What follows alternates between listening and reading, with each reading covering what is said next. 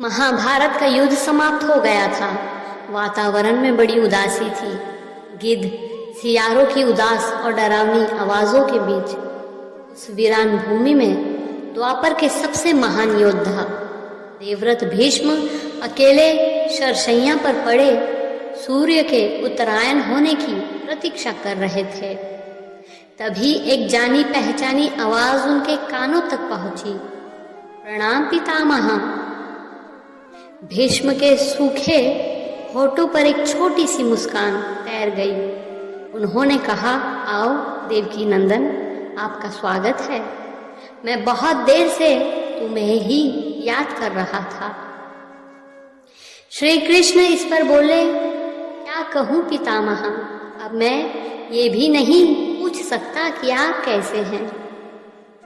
पितामह चुप रहे। कुछ क्षणों के बाद उन्होंने कहा, पुत्र युधिष्ठिर का राज्य अभिषेक करा चुके केशव, उनका ख्याल रखना।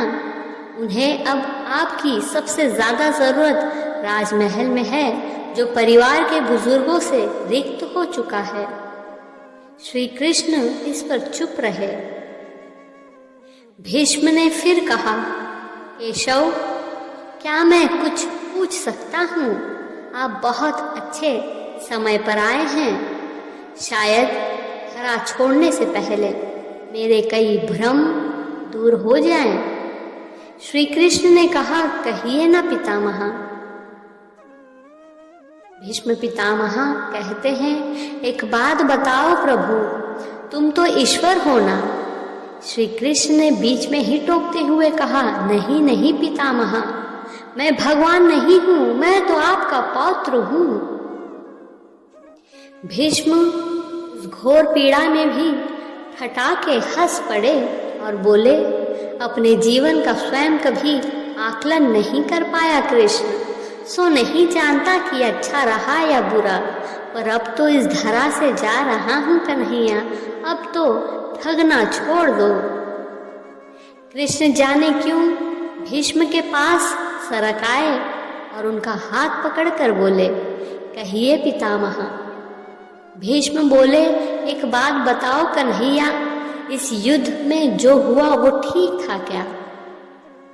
श्री कृष्ण ने इस पर पूछा, किसकी ओर से पितामह? पांडवों की ओर से।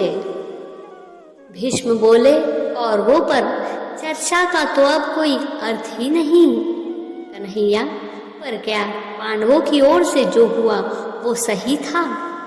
आचार्य द्रोण का वध, दुर्योधन की जांघा के नीचे प्रहार, दुशासन की छाती का चीरा जाना, जयद्रथ के साथ हुआ छल, निहत्थे कर्ण का वध, सब ठीक था क्या?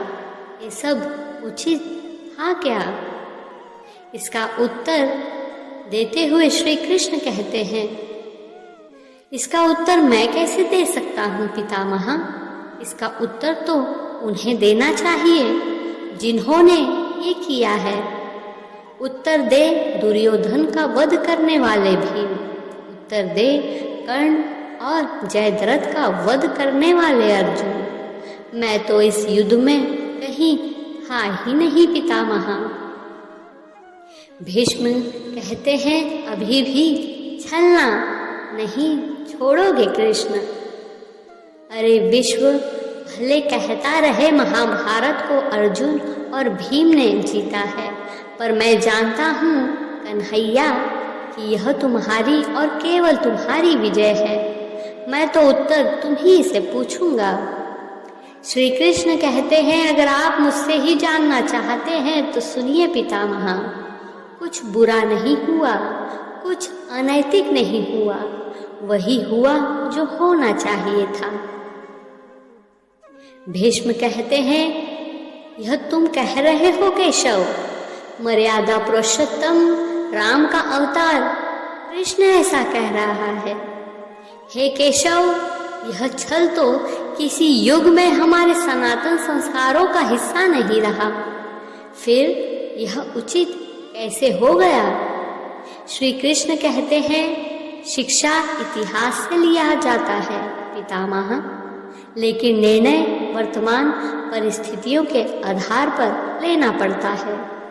हर युग अपने तर्क और अपनी जरूरतों के आधार पर अपना नायक चुनता है। राम त्रेता युग के नायक थे, मेरे भाग में द्वापर आया था। हम दोनों का निर्णय एक ही परिस्थिति में एक जैसा नहीं हो सकता पितामह। राम और कृष्ण के काल खंडों की परिस्थितियों में बहुत अंतर है पितामह। राम के युग में खलनायक भी रावण जैसा शिव भक्त होता था। तब रावण जैसी नकारात्मक शक्ति के परिवार में भी विभीषण और कुंभकर्ण जैसे संत हुआ करते थे।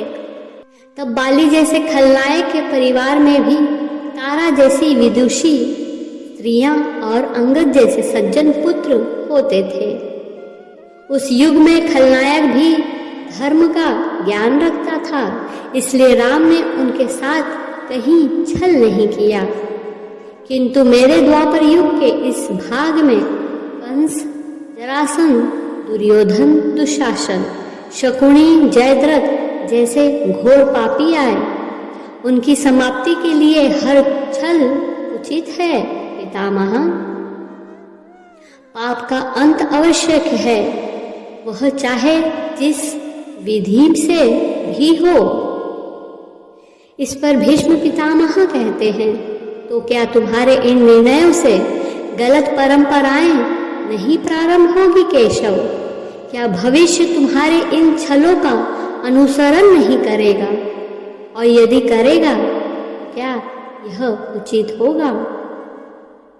श्री कृष्ण कहते हैं, भविष्य इससे भी और अधिक नकारात्मक आ रहा है पितामह। कलयुग में तो इतने से भी काम नहीं चलेगा। वहां मनुष्य को कृष्ण से भी अधिक कठोर होना होगा, नहीं तो धर्म समाप्त हो जाएगा। जब क्रूर और अनैतिक शक्तियां धर्म का समूल नाश करने के लिए आक्रमण कर रही हो, तो नैतिकता अर्थहीन हो जाती है। तब महत्वपूर्ण होती है विजय, केवल विजय। भविष्य को ये सीखना ही होगा पितामह। इस पर भीष्म पितामह श्री कृष्ण से पूछते हैं, क्या धर्म का भी नाश हो सकता है केशव? और यदि धर्म का नाश होना ही है तो क्या मनुष्य इसे रोक सकता है? श्री कृष्ण कहते हैं, सब कुछ ईश्वर के भरोसे छोड़कर बैठना मूर्खता होती है पितामह। ईश्वर स्वयं कुछ नहीं करता, सब मनुष्य को ही करना पड़ता है। आप मुझे भी ईश्वर कहते हैं ना, तो बताइए ना पितामह, मैंने स्वयं इस युद्ध में कुछ किया क्या? सब पांडवों को ही करना पड़ा ना, यही प्रकृति का संविधान है। युद्ध के प्रथम दिन यही तो कहा था मैंने अर्जुन से, और यही परम सत्य है।